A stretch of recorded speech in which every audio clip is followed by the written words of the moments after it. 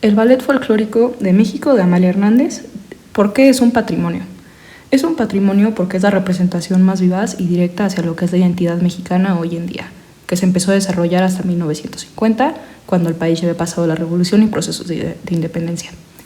Dentro de toda la situación, el baile folclórico es una mezcla de danza, música, coreografía, actuación, historia y vestuario que hacen una presentación que al ojo de todo el público puede ser entendida como contar una historia, es una parte vital de la cultura mexicana. A su manera también al mismo tiempo se toma una experiencia muy vivaz y muy divertida. El Ballet Folclórico de México es un orgullo nacional. Toda esta experiencia resulta ser pequeños fragmentos que se fueron recopilando de lo que México se ha convertido. Fue inaugurado en 1952 por Amalia Hernández. Es una conglomeración de las danzas, música y tradiciones de México. La convergencia entre indigenismo, mestizaje, conquista, lucha y nacionalismo. Así que yendo hacia lo que México es.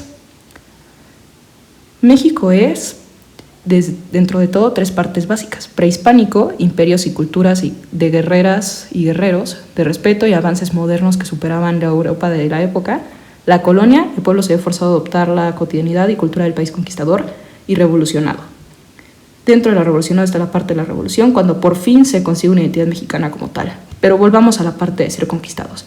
España, el país conquistador, era una ruta ideal por su localización dentro del continente europeo, pero muy cerca de África y cortando la distancia de lo que era el mar Mediterráneo para el flujo migratorio de múltiples personas, entre ellos gitanos, judíos, africanos y musulmanes. Musulmanes que de hecho ocuparon la mitad del terreno, si no un poco más, durante 300 años aproximadamente. Todo esto haciendo una mezcolanza. De por sí ya suena como un país de mucha variedad. Ahora imaginen el choque cultural de digno país que se vio afectado entre el cristianismo y los moros, y ahora nuestro país prehispánico con nuestras culturas guerreras, indígenas y de muchos sentidos muy diferentes. Dentro de todo fue efectivamente un choque.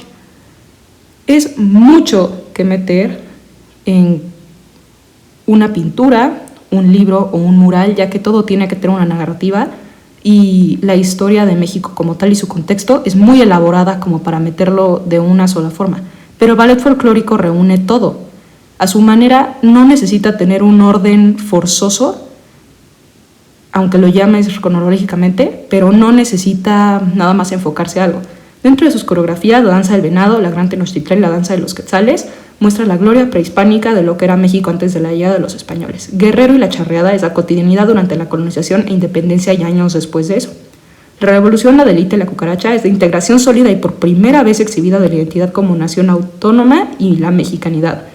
Es como México ya se forma como un país y se fortifica como tal.